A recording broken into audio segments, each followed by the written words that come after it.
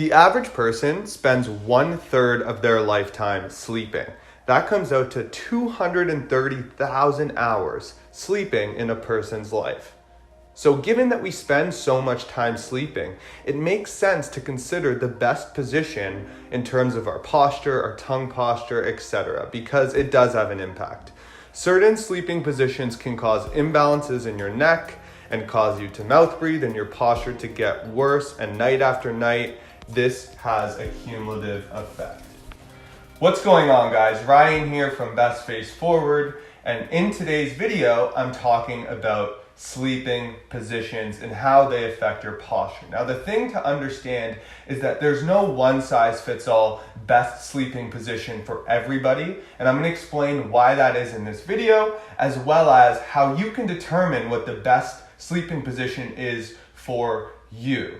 So I'm going to be covering 3 main sleeping positions. It's going to be on your stomach, on your back, and on your side. And then at the end of the video, I'm going to be talking about something that people have asked me about, which is the concept of sleeping on the ground without a pillow.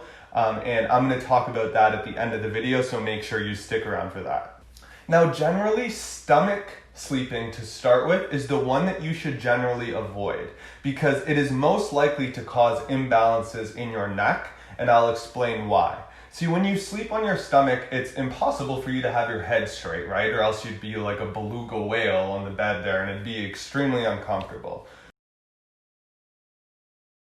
With that being said, you have to rotate your head to the left or to the right. And if night after night you sleep with your head rotated like that, it's going to cause imbalances and tightness in your neck, which is going to affect you over time.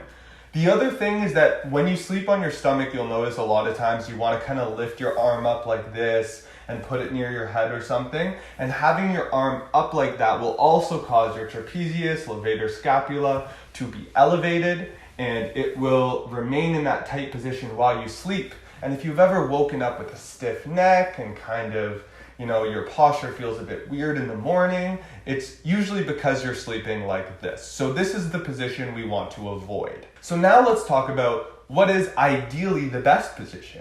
Well, it would be sleeping on your back. And you can probably imagine why that is, because when you're sleeping on your back, your spine is straight, your head is neutral.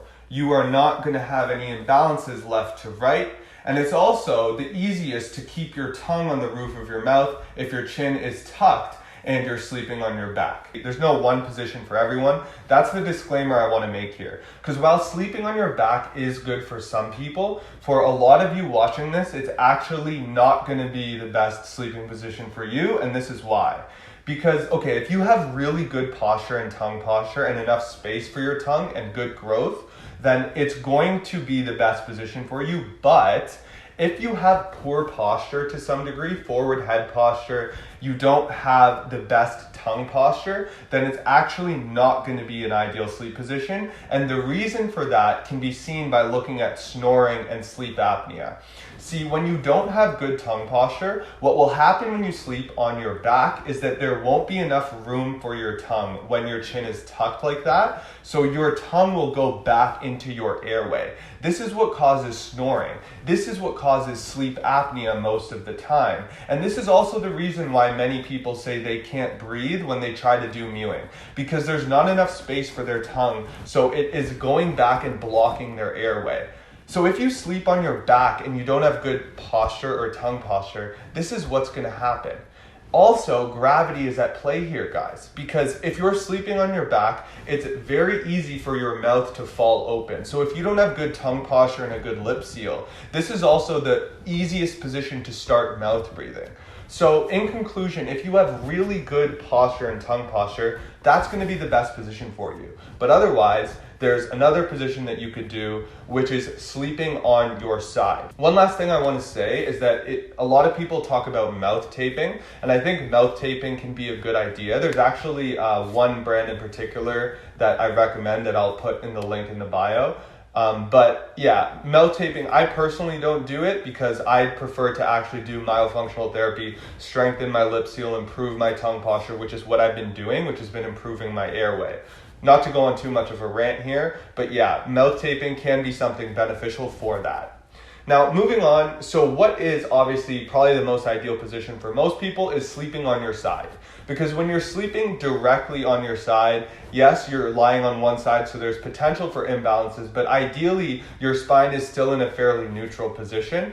So a couple things you want to make sure, two main things here, is that for one, you want to make sure that again, you don't end up actually rolling onto your stomach while you sleep and going like this. Because actually sleeping on your stomach, I find, is the most comfortable position. A lot of people like sleeping on their stomach, you know, me included, like guilty as charged. So do what I say and not what I do, because I like to sleep on my stomach, and that's what happens. I try to sleep on my side, and oftentimes I feel myself rolling over on my stomach. So just do your best to sleep on your side. Something you can do is put a pillow between your legs that helps to neutralize your spine and, you know, the position of your spine while you're sleeping.